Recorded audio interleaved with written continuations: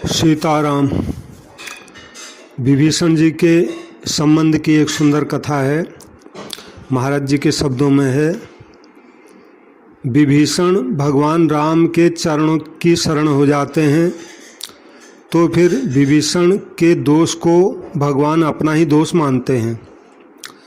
एक समय विभीषण जी समुद्र के इस पार आए। वहाँ विप्रघोष नामक गांव में उनसे एक अज्ञात ब्रह्म हत्या हो गई।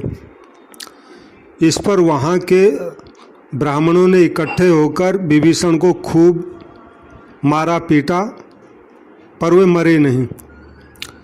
फिर ब्राह्मणों ने उन्हें जंजीरों से बांधकर जमीन के भीतर एक गुफा में ले जाकर बंद कर दिया।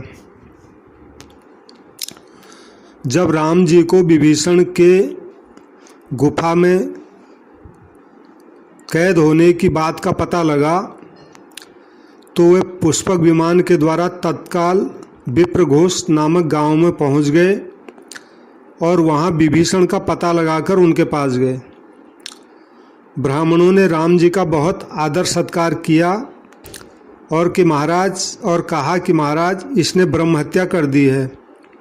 इसको हमने बहुत मारा है लेकिन ये मरा नहीं। भगवान राम ने कहा कि ब्राह्मणों, विभीषण को मैंने कल्प तक की आयु और राज्य दे रखा है, इसलिए वो कैसे मारा जा सकता है और उसको मारने की ज़रूरत ही क्या है। वह तो मेरा भक्त है।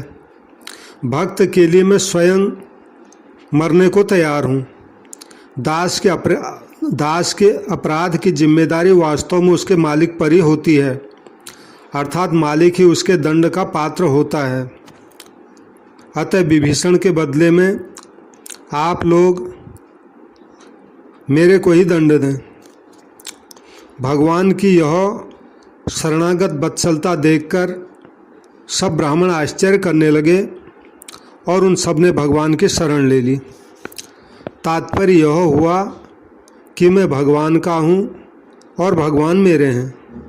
इस अपनेपन के समान योग्यता, पात्रता, अधिकारिता आदि कुछ भी नहीं है। यह संपूर्ण साधनों का सार है। छोटा सा बच्चा भी अपने पन के बल पर ही आधी रात में सारे घर को नचाता है, अर्थात जब वह रात में रोता है तो सारे घर वाले उठ जाते हैं और उसे राजी करते हैं।